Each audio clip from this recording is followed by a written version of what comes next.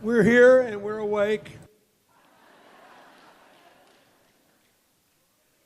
I want to thank President Jordan and everyone for welcoming us here.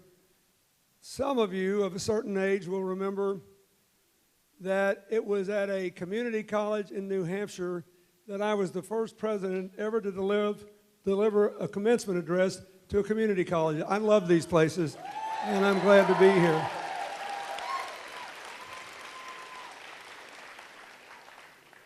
Hillary believes that these colleges work sort of the way America ought to work. They're open to everybody, they're inclusive, and you either do what you're supposed to do or you don't. You learn something or you don't. You learn something that helps you build your lives and the country's life together. So we're glad to be here. Thank you, Governor Hassan, for your support. You've been wonderful. Senator Betty Lasky, thank you. I want to thank the leaders of our two great teachers' organizations, Lily Escalon-Garcia, the president of the NEA, Randy Weingarten, the president of the AFT. Thank you for being here. Our organizer here, Christy Gittlemal, thank you. Ellen Malcolm, thank you. And somebody told me it's her birthday, so happy birthday. Look, I will be very brief and to the point.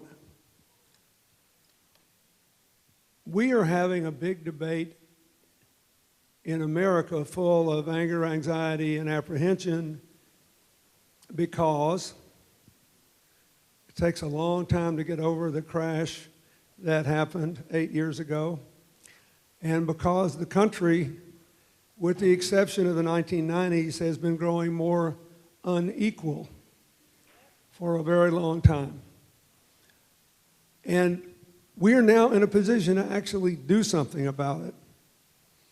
So the question is, what are we going to do and who's the best person to do it? And finally, in the last few days in Iowa, we really began to have a debate about what are the honest differences, what are the likely consequences, who's the best to do it. Hillary can talk about all that. What I want you to know is that one of the things I learned about being president that comes instinctively to her is that there are the great days. You know, we're going to have some great days when she signs a bill to give us 100% coverage in the health care law and deal with some of these problems. We're going to have some great days.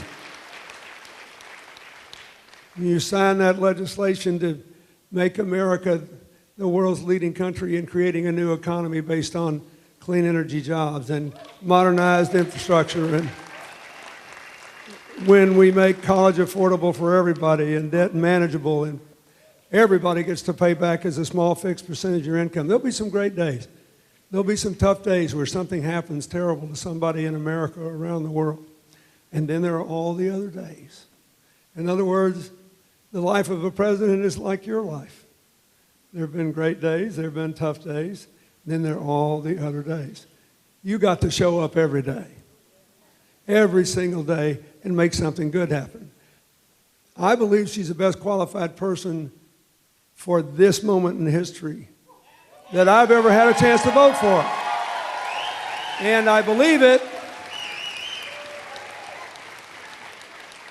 it not because she's had more experience trying to protect the security of Americans and advance our values and our interests around the world than everybody else still running in both parties put together, not just because she's had a lifetime of working to deal with the challenges of working families and children and give women and girls equal opportunities, but because she's the best change maker I've ever known.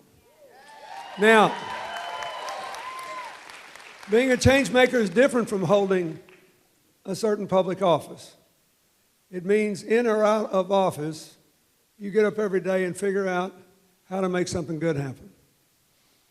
I thought one of the most revealing things to me, based on my experience having done the job, in the whole series of debates we've had, was the question that came up at the end of the last debate in Charleston, South Carolina, where the moderator surprised them all. and said, is there anything we haven't discussed you think we should? And he called on Hillary first. First, let me say I have no criticism of what Senator Sanders or Governor O'Malley said. It made me proud to be a Democrat. They were all outraged about what was happening to those people and the leaded water and what could happen to the babies. But remember what they said. Hillary said, when this happened, I was upset. And I sent somebody, I called the mayor, can I send somebody to see you, figure out what I can do? And someone goes down there and says, yeah. The mayor says, I asked for this much money, they gave me 10% of it, I need the rest. Here's why, 1, 2, 3, 4, 5. Well, what can I do? You can go on television, don't talk about the campaign, don't talk about anything else, tell them what's happened to us and why it costs this much money to fix the problem. She did it, they got the money. Now, I don't know if that's the only reason they got the money, because all over America there was this, oh my God, movement as people learn what happens to pregnant women with little babies if they get too much lead. Their children can be born with shrunken brains, and it can change everything. And even if the children look healthy, they can be damaged. But the point is, her immediate instinct was, what can I do to make it better? The other guys gave good answers. Her opponent said what the governor did was terrible and he should resign, and maybe he should, but her instinct was, what can I do right now to make it better? And so, look,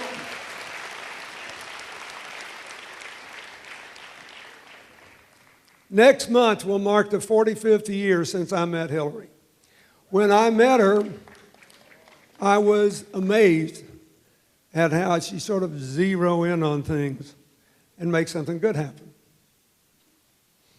Whether it was legal services in law school or working for the Children's Defense Fund to end tax breaks for segregated academies in the South, or get African American teenagers out of prisons where they were being held for years as adults, or bringing our state its very first pre-kindergarten program all the way from Israel to teach parents, even who couldn't read, to be their kids' first teachers, which is now all over the country just because she did it, and there are untold numbers of young people now, young adults who have better futures.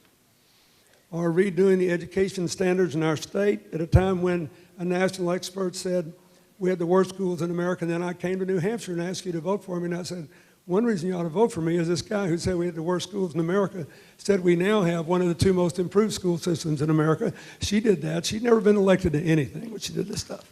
She just made something good happen. So we got to the Washington, D.C., which is kind of like La La Land, you know.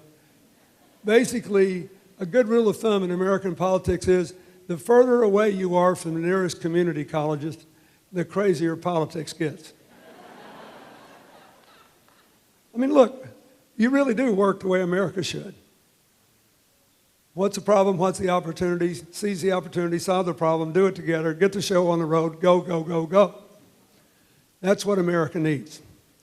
And you need the best change maker. Somebody who didn't give up when we couldn't pass health care because we didn't have 60 votes and got the children's health insurance program. Someone who got the Republican leader of the House, who was my staunchest opponent, to work with her to rewrite the adoption law so we can move people out of foster care into permanent adoptive homes before it was too late. Someone who worked in the Senate across party lines to help rebuild New York after 9/11, who, to guarantee the National Guardsmen and Reservists from New Hampshire who were sent to Afghanistan and Iraq, the same health care military veterans got when they came home. Someone who worked with John McCain on traumatic brain injuries and helping people with post-traumatic stress syndrome. Someone who is Secretary of State, made the only thing that survives with Russia, the New START Treaty. It's a good thing in a dangerous world to have a smaller risk of nuclear war. It took 67 votes in the Senate. And on and on and on. The point is, you put her anywhere in any job, and she will find a way to do more good in that job than anybody else in the same job. So,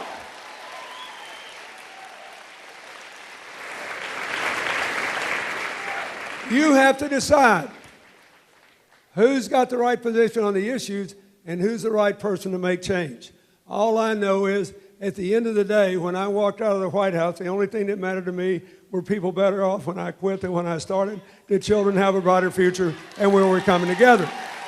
If you want to say yes to that, I urge you, New Hampshire, I urge you, send a clear message to America and support the best change maker I ever met, Hillary Rodham Clinton.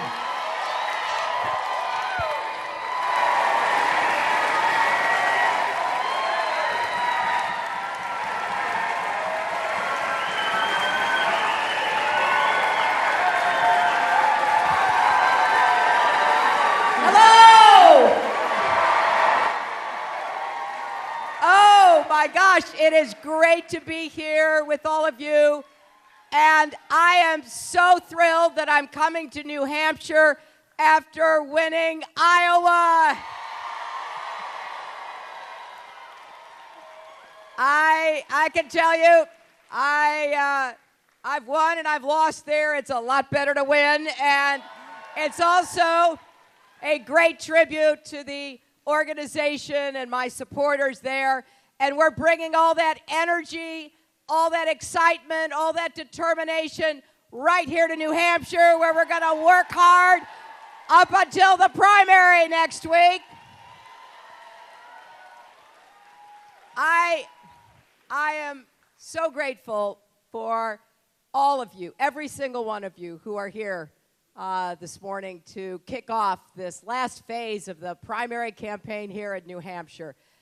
As you know, my husband and I are pretty fond of this state.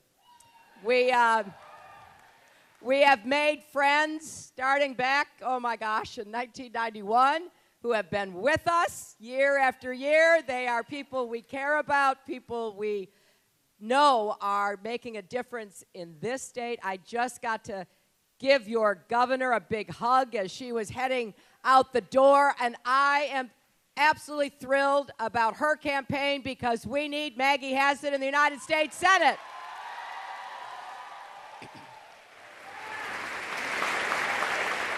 Now, this is an exciting week for a lot of reasons. It is, after all, the process by which we choose who each party will nominate for the most important job in our country, some say even in the world. And it is up to New Hampshire voters to weigh in the first primary in the nation. And what I'm excited about is I think in the last few weeks, we have seen the arrival at the right time in this campaign for you to understand what the contest of ideas really is between me and my esteemed opponent, Senator Sanders. I am excited by that because that's the best way for you to make up your minds. What do we stand for? What do we think needs to be done? How do we believe we can do it together? How do we make a real difference in people's lives? How do we make sure this country that we care so deeply about stays true to its values, keeps providing opportunity, begins to go after the inequality, and not just economic inequality. We have to deal with racial inequality, with gender inequality, with sexual orientation inequality, with the kind of poverty of spirit that has too much influence over the lives of too many of our fellow Americans. So I come to you with a lifetime of service and advocacy and of getting results. And I am grateful that Bill was out here because he does know a little bit about the job we are competing for. And I have to confess, not just because, yes, we did meet 45 years ago. I always surprised when I say that. But because he produced results for the American people. And he got the opportunity to do that because of the people in New Hampshire. So I want to make this case to you, and I want to ask you during these next days to go out there, talk to your friends, your neighbors, your colleagues about what is at stake. It could not be more stark between what I offer and what the Republicans offer, between my record of results and their efforts to turn the clock back on all the progress that we have made in America. So let me just run through some of the basics, because one of the things I love about New Hampshire voters is you all sift through it, you give it the once-over, you make up your minds about what makes sense, you take a hard look about what people are proposing, you ask yourselves, does this just sound good on paper or can this get done? And who's most likely to be able to deliver what you need for yourself and your families? I think the key issue has to be and must be the economy. That is something that we Democrats agree on.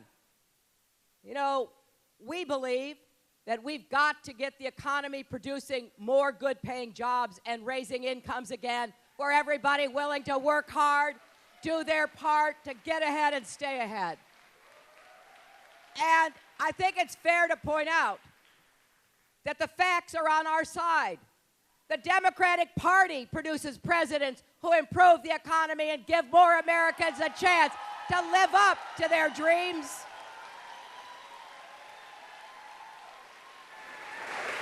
That is a convenient argument, but it has the benefit of being true. I'm not just standing here telling you this because I'm back in New Hampshire. We know our economy does better with a Democrat in the White House, and we know that our last two Democratic presidents were pretty darn effective in taking what the Republicans handed off to them, turning it around, and putting us back on the right track. That is exactly what I will do.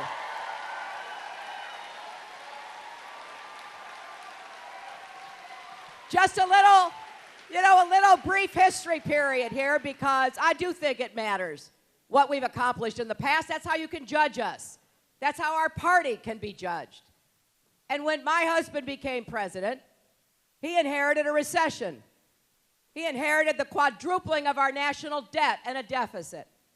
And when he got to Washington, he was asked, so what do you uniquely bring to Washington? And he thought for a minute, and he said, well, I guess arithmetic, because we're going to make it add up for the American people.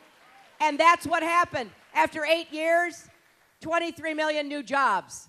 But most importantly, and this is what I want you to hear, because this is what we were able to accomplish and must do again. Incomes went up for everyone. Everyone. Not just those at the top. Middle-class families, working people, and most importantly to me, because of my long advocacy on behalf of kids, we lifted more people out of poverty in those 8 years than at any other recent time in American history. That matters. And we ended up with a balanced budget and a surplus. Now, I think that is not only a good record for Bill Clinton, that's a good record for the Democratic Party and what we stand for and what we can do together. Now, I wish this were a story that continued to have happy chapters to it. But along came the Republicans again. And we must never, ever let anybody in New Hampshire forget that trickle-down economics was a failure then, and it would be a failure tomorrow. And every single one of those Republicans, that's the same snake oil that they're peddling today. So in came a Republican president. And don't ever forget, close elections matter. You either win or you lose. It's a little bit different when you get selected by the Supreme Court, but nevertheless, George W. Bush became president and immediately began to dismantle everything that had been built. Cut taxes on the wealthy, get out of the way of corporations, take your eyes off of Wall Street, the mortgage markets, and we know what happened because we lived through it. And in came a new, young, dynamic Democratic president. There was so much that he had fought for and advocated for during the campaign. The first thing he gets met with is we're losing 800,000 jobs a month, thanks to the failed policies of the other party.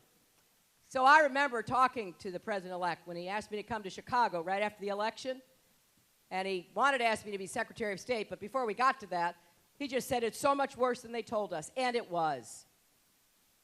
We ended up losing 9 million jobs. People wonder, why are folks in America upset? Why are we angry? Why are we frustrated? 9 million jobs. Multiply that over by family members. That's a lot of Americans. 5 million homes lost, the most important investment you ever make, ripped away because of the mortgage finagling that went on. And then $13 trillion in family wealth. People build it up. They want to pass it on. They want to be secure in their retirement. $13 trillion wiped away. And that's what President Obama inherited. And I don't think he gets the credit he deserves for digging us out of the ditch that we found ourselves in. Now,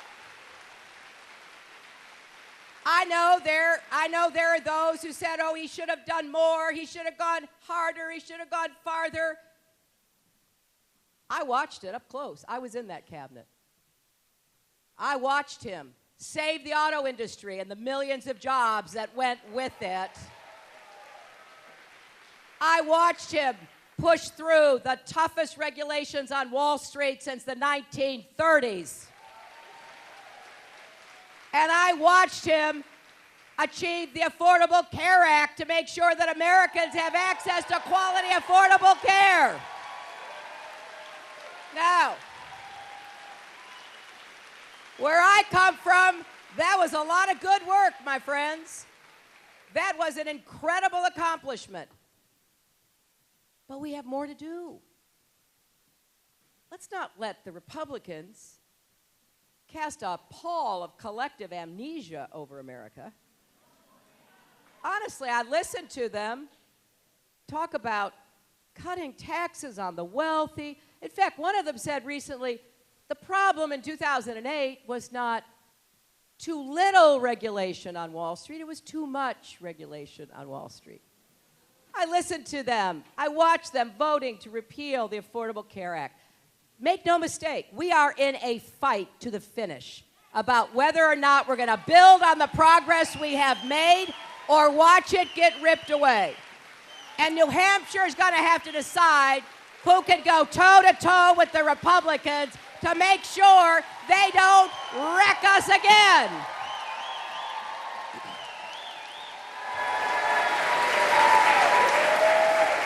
But that's not enough either. It's not enough just to tell you what I'm against. That's the easy part of politics. We're all against bad stuff, however we define it. There's a lot of stuff to be against that's bad. I want you to know what I'm for. I want you to know what I will do. Because Bill's right. I don't know whether it's my responsibility gene or whatever it is. But I wake up every day trying to figure out, can I just help one person? Maybe I can help 10. Maybe I can help 100.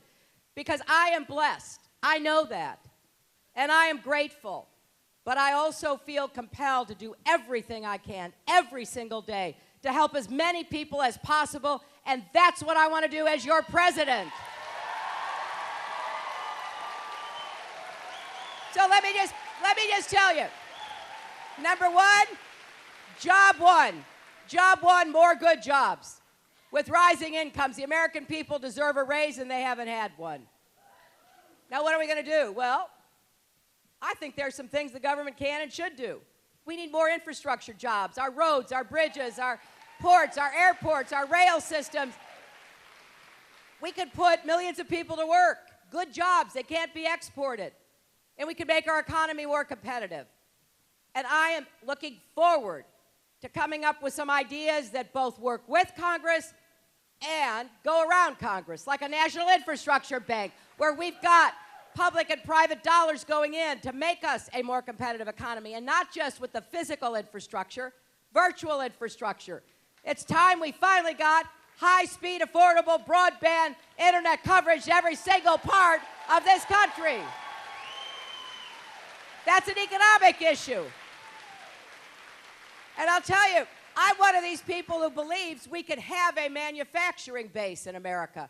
I am not going to give up on making things because there's too many good jobs and too many opportunities.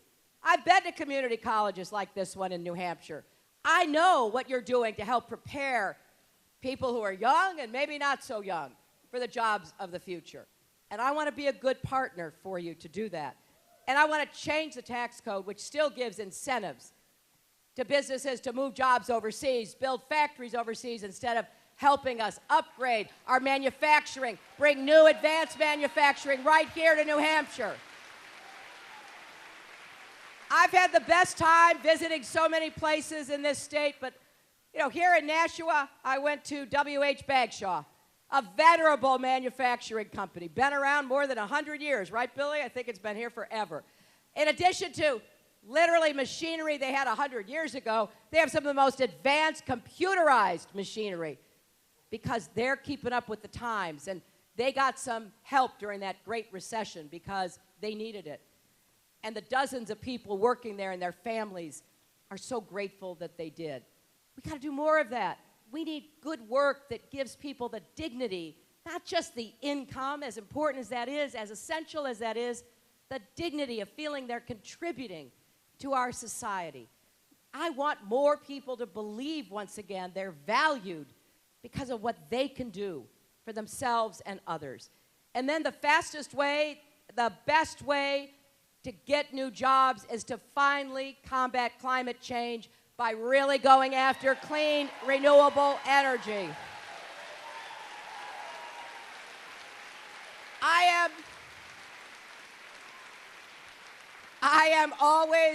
I'm always just a little amused when the Republicans are asked, as they are, what they think of climate change.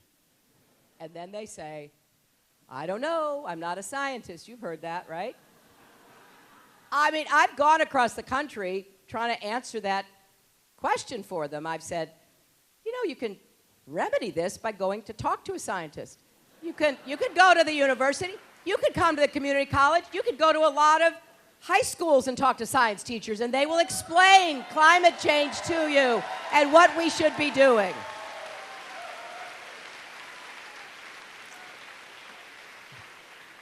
Now, I have concluded that not all of them are that ignorant. I have concluded they are doing what the Koch brothers tell them to do. And that's bad enough to be in that kind of denial, but they're missing a great opportunity to grow our economy. Some nation is going to be the 21st century clean energy superpower. I think it's either going to be China, Germany, or us, and I intend it to be us. And I'm going to do everything as I can as your president to make that happen.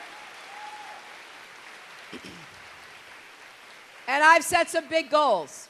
I've said, look, we're going to deploy 500 million more solar panels by the end of my first term and enough clean energy to power every home by the end of my second term.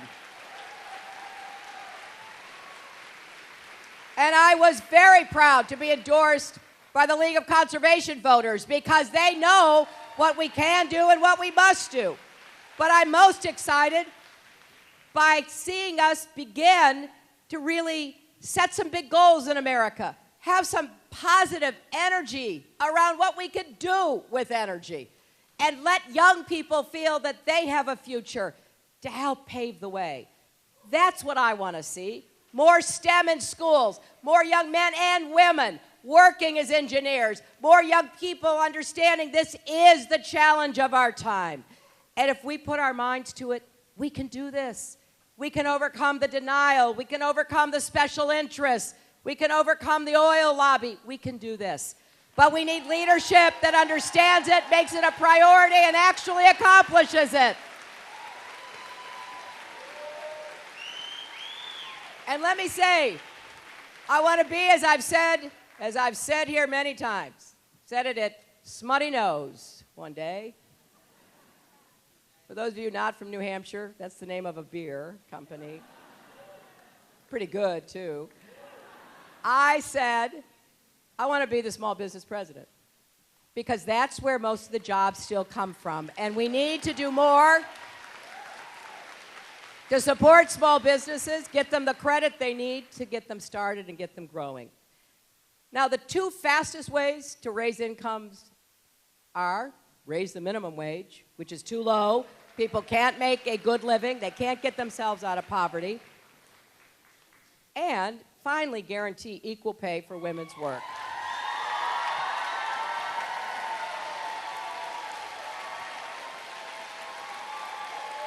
And I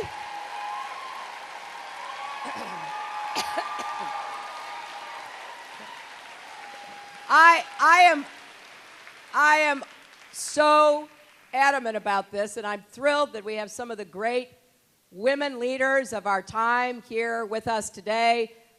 We have Stephanie Shriak from Emily's List. We have Ellen Malcolm, who started Emily's List. We've got Ellie Smeal from the Majority. We've got a great group of women leaders who understand what's at stake for women in this election.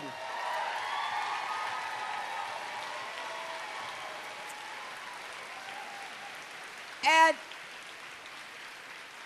I feel that it's a little bit awkward to be stating the obvious all the time. If you do the work, you should get the pay. Lily Ledbetter just endorsed me, you know, the woman who fought for equal pay because she worked her way up in a factory in Alabama. She became the first woman supervisor, a big deal.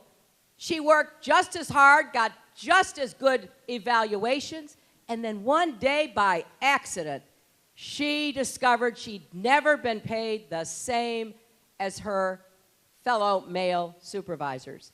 This is not some urban legend, my friends. This is happening every day across this state and America.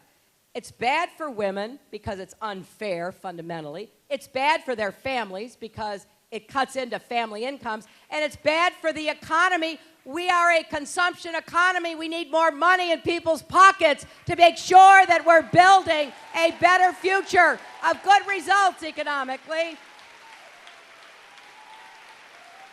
So, everything I've just told you, the Republicans don't agree with. They don't agree with infrastructure, manufacturing. They don't care about raising the minimum wage or equal pay. It's a big difference. It's something, these are things I've worked on, cared about for years. And I know how essential they are to making sure that every American has a fair shot in the race of life, has a fair chance to get that promise of America made real. And one of the other big issues that we have to think hard about this week is health care. And here's where I stand. You know, before it was called Obamacare, it was called Hillary Care, right? And that's because, you know, I tried really hard back in 93 and 94 to get us quality, affordable health care, to get us on the path to universal coverage. Didn't work. Insurance companies, drug companies, they beat us. They spent millions of dollars. They got it done. That was disappointing because I knew so many people who were so desperate to have health care who didn't have it. I met a lot of those people in New Hampshire back in 92, didn't I, Alice? Bill and I met people who were just desperate.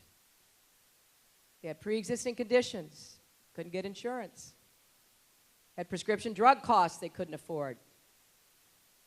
They'd get laid off. They'd lose their insurance. They were young, just starting off. They couldn't afford it, didn't get it. Stories have stuck with me so powerfully. And after we were not successful, I said, look, we got to do something, especially for all the families with sick kids that I met here all those years ago. So I got to worked with Democrats and Republicans to get the Children's Health Insurance Program, which now insures 8 million kids. And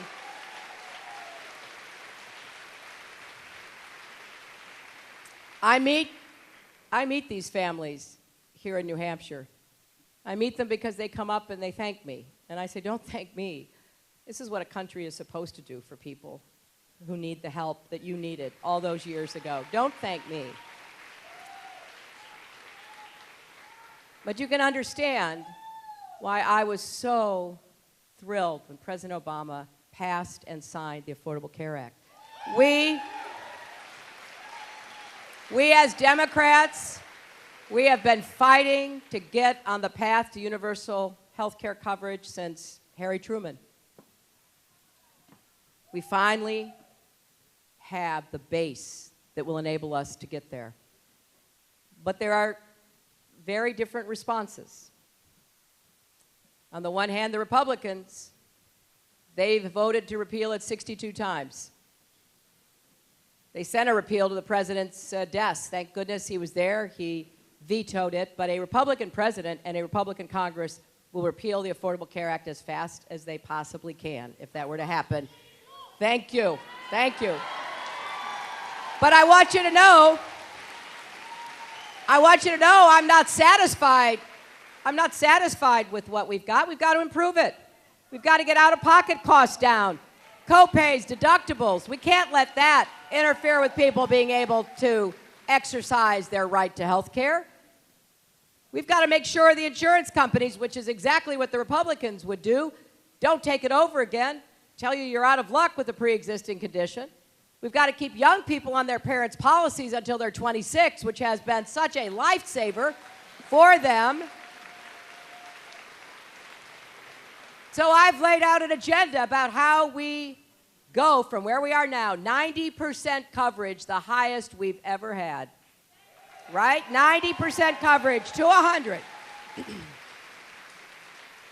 Senator Sanders shares my goal of 100% universal coverage, but he has a very different approach.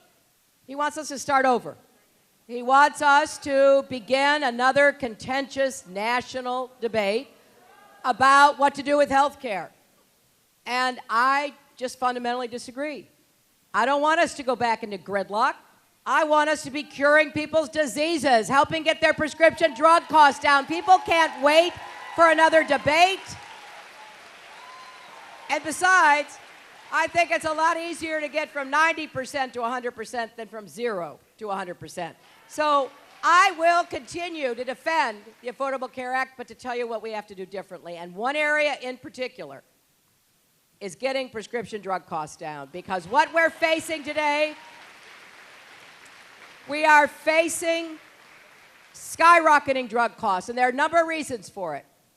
But I'll tell you, one of the reasons is because of a gimmick. It has nothing to do with big banks on Wall Street, but it has to do with speculators and greed. And that is the purchase of small drug companies taken over by speculators who then get control of a drug that keeps people alive and increases the price as high as they possibly can. I have met people across America who have told me this. I'll give you just a quick story from Iowa last weekend. I was in Clinton, Iowa, and a woman came to see me. She said, I just have to ask you what can be done about this. And she said to me, I've been taking the same drug, 10 shots a month since 1988. Started off at $20 a shot. I was able to handle that, went on for years, and then last month, I go to the pharmacist to fill my prescription. The pharmacist says, it's going to cost you more than $14,000. I said, what? I said, show me that paper. She hands me this paper, and I look at it, and I said, okay, I get it. The drug company that was making that drug for years, there was no research money going into it anymore. There were no new discoveries. This was a tried and true drug, been on the shelves, helping people, had been bought by a company called Valiant Pharmaceuticals. And they proceeded to do whatever they wanted with the price. Now, I think what they're doing is predatory pricing. I will have the Justice Department and every tool at my disposal to go after these companies that are doing this to people who need the help. And we've got to be smart about how we prevent these abuses, but we also have to be smart about how we get lower prices. That's why we must finally give Medicare the right to negotiate for lower drug prices with the drug companies. Now, I got to tell you, sometimes I know some people think these are just details, that I should just fly at 30,000 feet and just say, okay, we're going to do this, we're going to do that, thank you very much. That is not how I believe you should select a president. I want you to know what I want to do for you because I want you to hold me accountable for actually delivering for you.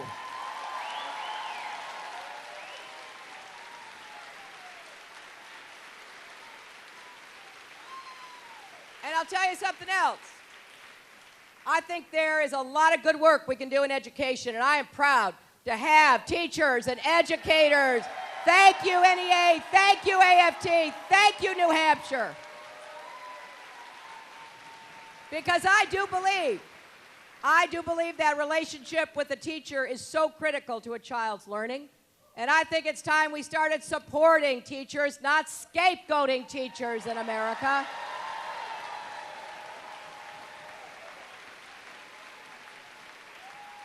But there are some things we need to do that will actually help more kids succeed, starting with early childhood education and universal pre-kindergarten. This is a cause for me because I know what a difference it makes. And now we've got all this brain research, which makes it so clear 80% of your brain is physically formed by the age of 3. We've got to do more. As Bill said, I found a program in Israel. I brought it to Arkansas to help teach parents to be their child's first teachers. I want to do whatever I can because we have too many little kids who are going into school not prepared to learn, not able to take advantage of what their teachers have to offer, and need so much help. And then we got to make college affordable again, something that we haven't done. So I put out a program for debt-free tuition at any public college or university, and I want to follow up on President Obama's plan to make community college free so we get more young people able to go to community college.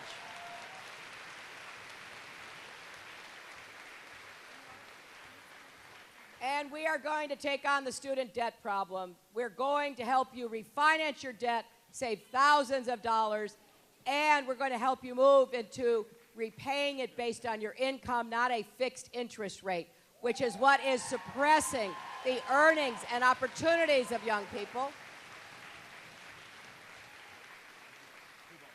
There's a lot to do here at home, but let's not forget we have a lot to do in the world, too. This is a very complicated world. I know that. I was privileged to be that Secretary of State in that first term of President Obama's, and I spent a lot of hours in the Situation Room working over problems that they don't get to that room in the White House unless they're hard. If it's not hard, somebody else handles it on the way up. But once it gets there and you're sitting there with the Secretary of Defense, with the CIA director, with the president, the vice president, a national security advisor, you know you're facing some hard choices. And you got to figure out, pooling your experience and your understanding, what will keep America safe, what will advance our values and our interests, what will help our friends and allies and partners around the world. I am absolutely committed to doing everything I can to deal with the main challenges we face, but also to seize the opportunities in this world. I've laid out a comprehensive approach for dealing with ISIS and defeating it because I take the threat of terrorism seriously. I was a senator from New York on 9/11. You saw it in the film. You know what we went through. Got some folks who understand that. So I will spare no effort to keep America safe, to keep our country safe, to protect American families. But I want to do it in a smart way that produces the kind of world that we're looking for. So yes, I want to go after them over there. I want to have an intensive American-led coalition to go after their leadership, their infrastructure, to support the Arab and Kurdish forces on the ground that are doing the fighting. but I will not send American combat troops to Iraq or Syria because I do not believe that that is part of a smart strategy. And I will certainly work to cut off the flow of foreign funds and foreign fighters, and we do have to take them online. And we're going to need a lot of smart young people and our great technology companies and others to help us understand how to get underneath their propaganda, their celebration of violence, their radicalization of people in Europe, the United States, and elsewhere. But I want to say something serious, too, about how we keep ourselves safe here. After 9/11, we had a public information program in New York. It was called, if you see something suspicious, you hear something suspicious, report it. And we had a unified front. We reached out to every community. Law enforcement did. Leadership did. Said, hey, call the police, call the FBI, call 911, anything you see or hear. And we saw that attacks were foiled and prevented. And New York, thankfully, despite constant intelligence about potential new attacks, has been safe. I mention this because when you have leading candidates on the Republican side who insult American Muslims, who insult Muslim nations and the religion of Islam, that's not only offensive and shameful, that's dangerous. That is exactly playing into the hands of the terrorists. It isolates and marginalizes people that we want to be part of our first line of defense. That's why I've been speaking out against it everywhere I go. Big